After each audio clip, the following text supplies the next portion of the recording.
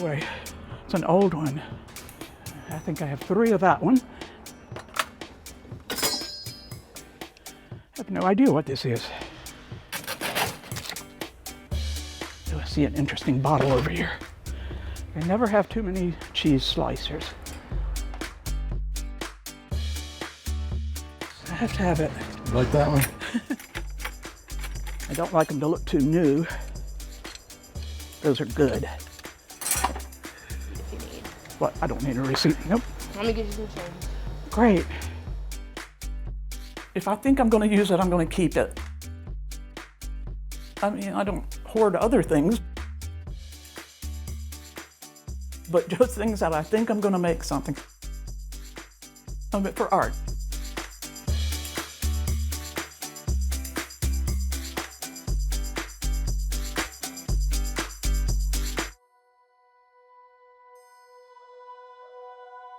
I'd worked very hard, single parent, taking care of everybody, not me.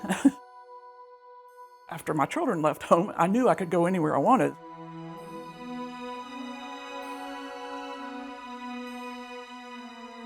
I love old houses and old things. And when I saw the house at Glencoe Mills, it's an entire mill village that was abandoned in 1954. Preservation North Carolina was able to acquire it in 1998, and I bought one of the houses in 1999. People thought I was insane for plunking my money down on the first day I saw it. Nobody else lived there for 2 years, so I finished and moved in and still waiting for the other people to do their houses. I had access to all the properties. I would just take a metal detector and go walking around, and I mean, if it's in the ground, they don't care if I dig it up. Oh, look at this little rusty thing. I'm going to put that aside right now, start collecting all of this stuff. My son worked for the town of Chapel Hill, and the art people in Chapel Hill had a call for self-portraits. And my son called and said, "Mom, make a self-portrait." And I said, "I don't have anything. I don't have paint, I don't have canvas, I don't have anything to do with self-portrait." But he bugged me about it because he knows I like to make stuff. Said, "Okay, I'll make sort of a collage out of things I have." Things like coasters and little pieces of railroad track, Scrabble letters. I used a spring to go around to make my hair because I always want curly hair. It was displayed in the town hall, and it was such a hit. I was excited that other people really loved it. Immediately, the spark just took off. I started doing three-dimensional things. An old tin, like an old canister that's got a lot of wear on it. I think somebody may have given me a box of old metal spice tins. They make a really good base. I mean, I just took them to show my colleagues. I didn't take them there for other people. They sat on my desk and people, "Oh, where'd you get that? I made it. Can you make me one?" So the Spice Girls became sort of the stable of my beginnings. And I thought, well, I'll make some more. But then I started making them, and then I had nowhere to put them all. And I would just pile stuff on top of stuff, and I couldn't find it. So I said, I've got to have bigger space. Put my house on the market in Glencoe. That was enough of that. I wanted to do something else. I saw this house and the studio. I thought, wait a minute, this looks like it was designed by me. Smaller house, bigger studio. That building is a 1900 oddly mill house.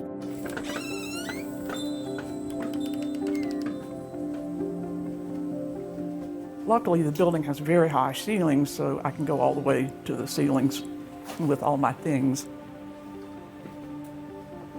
It's very organized. Go in and just start imagining what these things could be. So often, though, it is based on what I acquired recently. Often people leave things on my porch. Go that way and reach for this one. Oh, I have to just let him speak to me. And often the head is determined by the size.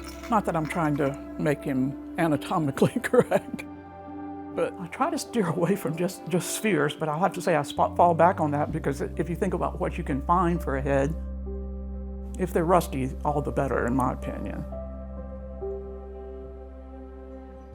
Because I like my guys to look like they weren't born yesterday.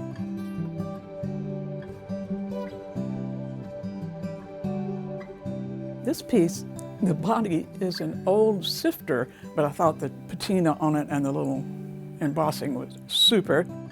And I love old clocks and gauges, and I have a lot of them. So clocks make really good faces anyway. Oh, and these are porch railings, so the feet are pieces of railroad track from a child's toy.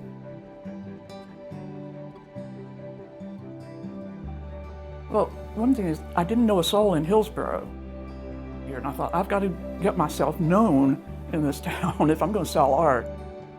Well, if I paint the building crazy, people will talk about it.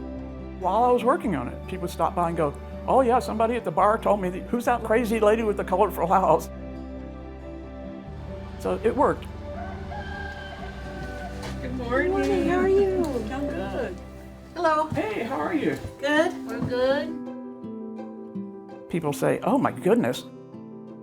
I mean, at first you're like, what? But then as you make your way through, everything makes sense. And Absolutely. I believe that's called organized chaos. It's just so wonderful. For me, it's really fun to talk to the people that are interested in the work, a textile spool, a coaster. Popsicle sticks, I love it. They have multiple things that appeal to people. This is an unusual piece because she has this ridiculously long neck, but that neck is part of this thing. It already was this color with the red dots. I had to have it. But then I thought, I want it for a head, which again, I go searching for all my stuff for heads. This one looked like a giant seed pod to me. And I thought, oh, if she's gonna be a flower gardener, she needs to have a compatible head. I found little metal pieces that were shaped like flowers, and then the grass is also green electrical wire. You guys are standing in her studio space right now. Yeah, I know. It's amazing. Overwhelmingly. The first time I came here, I walked back here and I said, is this for sale? Is this for sale? And she's like, no, this makes a studio. But I wanted to buy all the things back here too. Like this horse. Being around people, talking with people is as interesting for me as making the art. But I love the amount of time I spend per day by myself.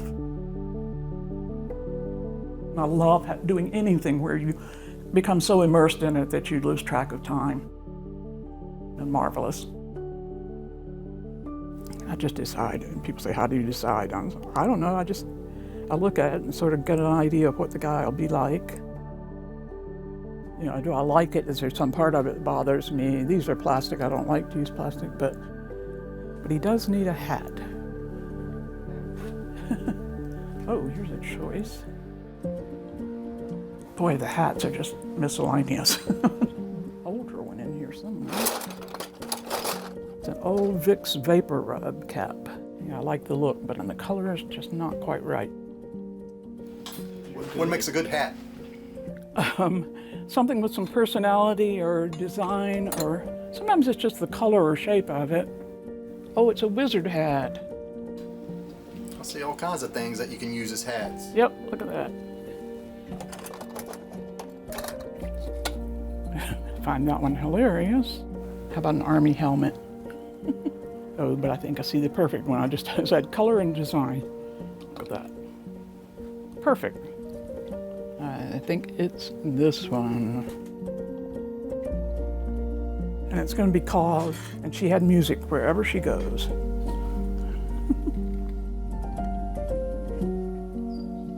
On this one, I did start with this old cracker tin that somebody gave me. When I was sitting on my table, I thought, oh, it looks like a drum major's hat. Always thought being a drum major must be exciting, so I said, a drum major he is. These are cake decorator pieces that you put the icing in there and it comes out a little tip down here. And Jello molds for his epaulets. This one has cotton mill spindles, still has some of the cotton left on them. Yeah, you can tell you got into this one. I did, and I thought it just, again, he came out with a personality that I needed even without eyes.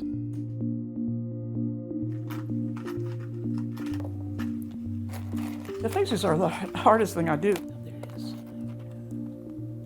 A little thing of noses. Oh, things like hook and eyes, those little tiny things are wonderful. Snaps, sewing things. Yeah, I think that's a pretty decent nose. Yeah, all sorts of just strange little hardware that I don't know what they are.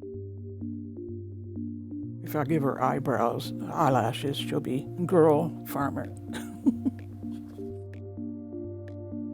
When I started putting the faces on, that's when they started taking on the individual personalities. Oh yeah, see, that just makes her look cute. People comment on the expressions. I use a really soft wire that I twirl around for a mouth because then you can make him smirk.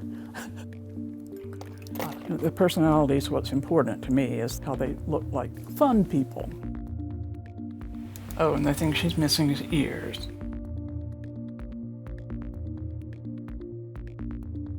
Well, she's done.